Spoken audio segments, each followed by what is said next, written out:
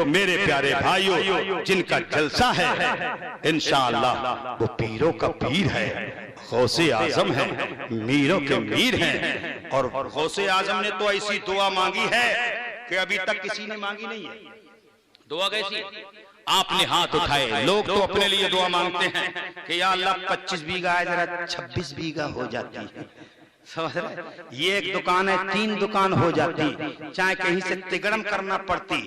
لیکن سنو، غوث اعظم نے اپنے لیے دعا نہیں مانگی ہے بلکہ دعا مانگی یا اللہ قیامت کے دن عبد القادر جیلانی کے ہاتھ اتنے لمبے بنا دینا، اتنے لمبے بنا دینا کہ جتنی میرے نانا کی امت کھڑی ہو، عبد القادر جیلانی تمام اپنے نانا کے امتیوں کو اپنے ہاتھوں میں سمیٹ کر جنت میں لے جائے۔ میرے سنی مسلمانوں، جب یہ دعا پیروں کے پیر نے مانگی ہے تو کلیئر کے مخدوم صابر بھی دعا مانگتے ہیں اور اپنے ایک مرید سے کہتے ہیں تم بھی آمین کہنا، میں آج دعا مانگ رہا ہوں۔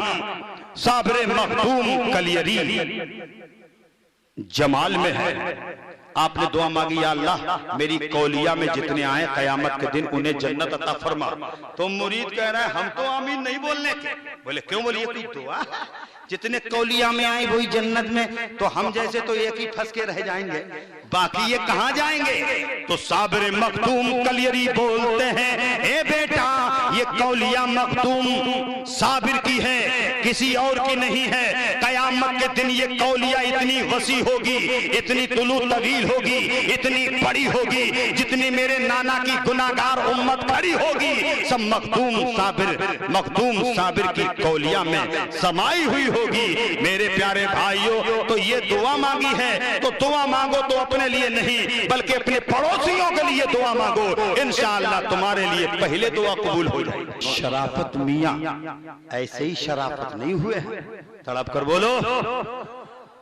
آپ کا ایک مرید ہے جس کا ایک اولاد ہے، کہیں ایک اولاد، بڑی دعاؤں سے بڑی منتوں سے اللہ نے اولاد دی ہے، لیکن وہ خود بیان کرتے ہیں کہ میں ظہر کی نماز پڑھنے گیا، میری بیٹی بہت تکلیف میں تھی، لیکن ادھر میں نے نماز پڑھی، ادھر مسجد سے آواز آتی ہے کہ اب باہر نکل آؤ، جو بیٹی تھی آپ وہ دنیا سے رخصت ہو گئی ہے۔ اتنا میں نے سنا، مسجد سے باہر نکلا، میری زبان سے نکلا شرافت میاں حضور میں نے تمہارا دامن اس لیے نہیں پکڑا ہے کہ لوگ مجھے بے اولاد کہہ کے پکارے، میں نے تمہارا مرید اس لیے نہیں ہوا ہوں کہ لوگ مجھے بے اولاد کہیں۔ اتنا میں نے کہا، اپنے گھر پہنچتا ہوں، تمام گھر والے رو رہے ہیں، میں نے سرانے کھڑے ہو کر اپنی بیٹی کے چہرے سے پردہ ہٹایا تو میری بیٹی فوراً اٹھ جاتی ہے اور اٹھنے کے بعد کہتی ہے ابو کیسے رو رہے ہو، یہ امی کیسے رو رہی ہیں؟